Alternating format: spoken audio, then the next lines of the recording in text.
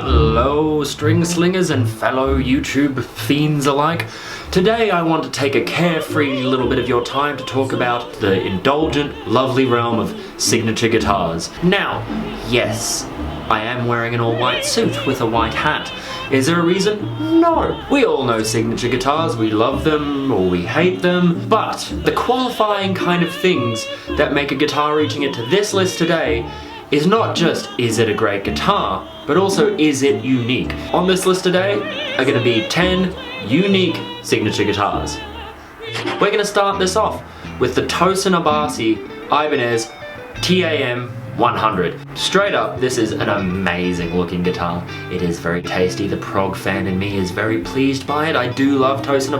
So you start off at the body with a really simple basswood and maple top. But with the neck, you're going into the realm of having babinga and wenge. And also, the fretboard is wenge. And this just gives it a really nice open sound that isn't so metal, because obviously he doesn't just do that. He's infamous for his use of really interesting tapping and jazz chords.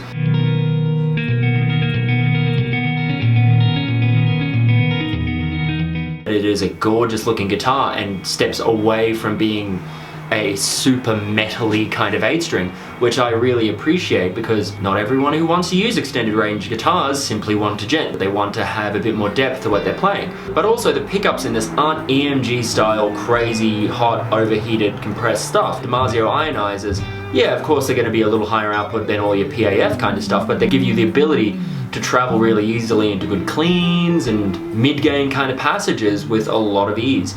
And all around, it's just a classy 8-string guitar. And that is a sentence that is hard to find. Secondly on this list, I'm going to be a little bit biased, and I'm going to talk about a signature guitar that I own. And that is the Fender J90, which is actually the signature guitar for Jim Adkins from Jimmy Eat World. I bought this guitar not really even knowing any of their music. It is kind of an amalgamation of a lot of different things. Seymour Duncan P90s, chambered, stoptail bridge, Gibson scale length, and this nice carved set neck. It's quite unlike any Fender that I've really seen before. It's in a way very Gibson-y, obviously, with that type of bridge, P90s. And something I really appreciated with this guitar is, besides the fact that it's really unique and interesting, is that the only signature element, so to speak, is a tiny little signature on the back of the headstock, which I found very tasteful of him to not imprint something so gaudy or obvious on it. I found that a really tasteful choice. So let's talk about some specs though. Ash body, maple neck, rosewood fingerboard. Yet again, nothing too crazy there. Oddly enough, I'll use it for much more clean, jazzier sort of things at times. And it can also turn into a bit of a rock beast. It just kind of like, you go the old Les Paul Jr. style, cranking up P90s through a hot amp. Moving on to number 3, Ibanez Paul Gilbert PGM333. Not only does it look awesome in its kind of silver gold metallic kind of paint, but also 3 mini humbuckers, 3 DiMarzio mini humbuckers. His kind of playing has progressed over the years, that he goes for this really nice like flat mid hit with his tone, and those mini humbuckers just whap it in there. I don't want to say a bluesiness to him, because that's kind of the wrong thing, but nearly a 70s rock kind of thing going on to him. They got a great scratch to him, Japanese made, awesome. Now as a little bonus here, one little signature guitar, another one of Paul Gilbert's, I do want to talk about is the Fireman 250 MF. FM, not MF. MF means something different. Anyway. Flame maple. Great guitar. Great guitar. Yes, they are made in China, but it sounded awesome. It was so damn unique, especially the way it looked. And even the way it sounded, it had this kind of 70s compression that would hit a single channel amp nice and hard, but still give it enough headroom. Now moving on with the list, this next one I've had the pleasure of playing, and it was amazing. An amazing instrument, and that is the St. Vincent signature by, of course, Music Man. Now, I've heard more ebb and flow and dissenting opinions about this signature guitar than I've heard about pretty much any signature guitar, but the quality of the woods is honestly second to none. The 3 mini humbuckers are fantastically diverse and interesting and unique tone. Like, I really dare you to pick it up and go, oh no, that's crap, that's crap. which a lot of people have kind of thrown it in the bin. One, because it's kind of a quirky looking instrument and kind of a smaller quirky looking instrument, but at the risk of turning this into a political channel, which I don't want to do, but I have to say I do think a lot of the dissenting opinions that come across with this guitar is because it is a high-end signature guitar designed by and for women. It isn't built with big dick swinging rock star mentality guys in mind. It's built for a certain type of person, which is what makes it even better in my opinion, because it is a signature. Then you are holding something that represents what she as an artist and a musician is playing, is about, and is representative of. So as a guitarist, I'm really happy to see a high-end, very high-end, very professional instrument that is designed by and for female artists. 10 out of 10, do recommend. Pick one up. They're great, but they're fucking expensive. Staying with the wonderful beings that are Music Man and Ernie Ball, we're gonna move on to the John Petrucci Majesty. When you look at this guitar, you're either gonna love it or hate it. You're definitely picking it up to do metal or prog.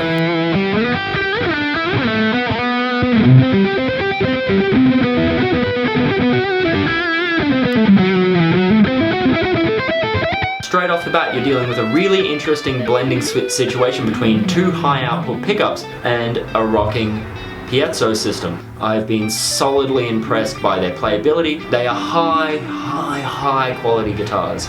Start off, you've got a nice stereo plug, so you can just put in a stereo cable there and split that out to go to your high gain sound and DI for your acoustic sound directly into the front of house. All in all, this is definitely an instrument designed for a player of massive needs. So moving on, but keeping within the super modern kind of theme of things, we're going to go on to Mason Guitars, the MB series, the series of Matt Bellamy from Muse's signatures. Tally-shaped, technological motherships with bare knuckle pickups and a whole variety of bizarre tech thrown in. The one that I'm mainly concerned with here is the Korg Chaos Pad. Now that technological, always on the edge of tomorrow kind of style and sound is kind of Muse's game. That's Muse's thing. And so that amount of technology in a guitar is of course fitting, but also the manner in which he brings it into his set is super interesting and no one else is doing it. These things go for mega dollars. Used right now, they all go for 2,000 British pounds, which I'm not even gonna bother with conversion because I already know that my bank account just looks at me going, ah! All right, next guitar I want to talk about is from, don't fall over, Framus company in Germany. Devin Townsend, God bless Devin Townsend, teamed up with Framus to make a super unique looking instrument. I love it. Nearly like the guitar that a comic book villain would have, but yet damn does it look cool, and damn is it good. This is a quality, high-end, brilliantly made and engineered instrument that just looks insane. If anyone knows Devin Townsend, one of the best things about him is that he does not take himself too seriously.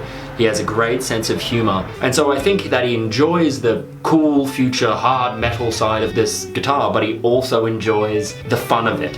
This is a fun looking guitar. Now this guitar is chock full of technology, but not in the way that the Matt Bellamy signature is. The technology in this guitar is modern solutions for vintage problems. Ergo things like the Evertune bridge. These things are the most rock solid tunability thing that you can possibly have. And if you're a touring musician, we all know that playing environments and cold environments out in the car, going into a hot environment in the gig.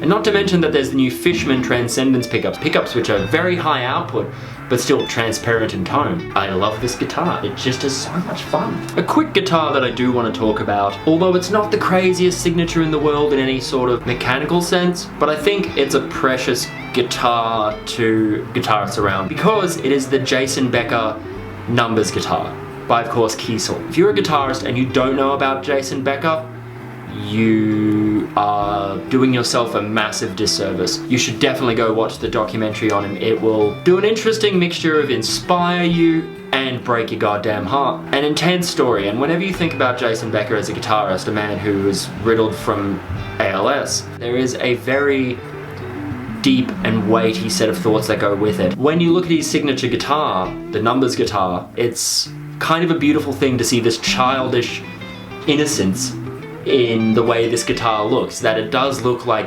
blocks that kids play with when they're learning and developing as children. So you're reminded of how young he truly was when he was struck down with his condition. Do yourself a favor, go check out some Jason Becker. Go find out about his story if you don't know it. It is an amazing story that should never stop being told. Lastly and enigmatically, we have, of course, the Steve Vai Ibanez Gem, the highest selling signature guitar of all time. We might not these days think of this guitar as unique. We might look at this guitar and say it's just an RG with a handle, but when this guitar came out in 1987, this type of super strat was not the norm. We might think of this guitar as not that unique because it influenced so many things that went on to become the norm. They play like a dream. When I was playing through it, I felt like, okay, there is no guitar in the way here, I'm plugging straight into the amp from my mind. And of course he went on to do some really interesting versions of the Gem. There was of course the Universe, the 7-string version, which I think was the first major market 7-string guitar ever made. Of course there was the floral pattern,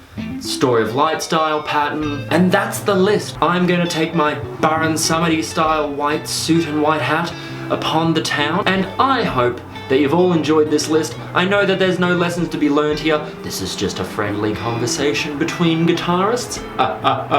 Click like and subscribe and do all the other things that YouTubers ask you to do. Calls for action, you know, shameless self-promotion. One must do it to succeed in this world.